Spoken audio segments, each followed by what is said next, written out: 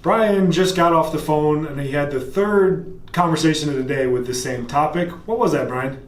They had just gotten a report from the MRI. And they said the guy in particular said he was going to need a full shoulder reconstruction and said that he was going to have his primary care physician look at it.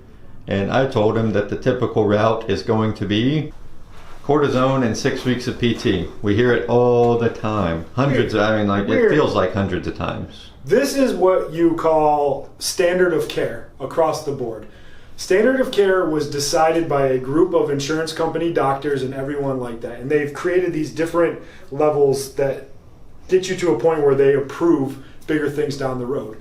In America especially, we are horrible at preventative medicine, at getting things taken care of early.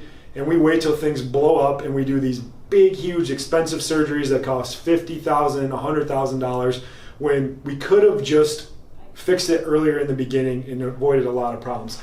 This is the go-to prescription for any musculoskeletal injury, especially if you start at your primary care doctor. The first thing they do is they move around a couple joints and tell you. The one thing the primary care doctor is not going to tell you is they really have no training in musculoskeletal injuries. I think they get about 20 hours of training. So definitely not in their wheelhouse. They're much better for colds, flus, all sorts of things, but they are not good for musculoskeletal care. So what they are is they are handcuffed by the insurance company. So the doctor goes through this whole list and this algorithm or flow sheet, and it goes, okay, refer it out. And first thing they do is they offer you a cortisone shot in 6 weeks, 6 weeks of physical therapy. People just toe the line and they do that straight through and never really ask any questions. The problem with both of these are none of them fix anything, and they actually make things a lot worse. I've talked about cortisone till I'm blue in the face. There's so many problems with cortisone, and people think I'm like some crazy conspiracy theorist and things like that, but cortisone makes stuff worse, and what happens on the back end is the doctor can actually get a bigger surgery out of there.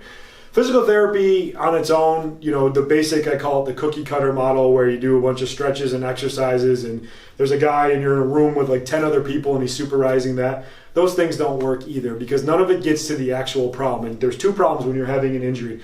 There's degeneration and there's a tissue problem. And that tissue problem is usually what's called adhesion. It's like glue that gets inside the muscle.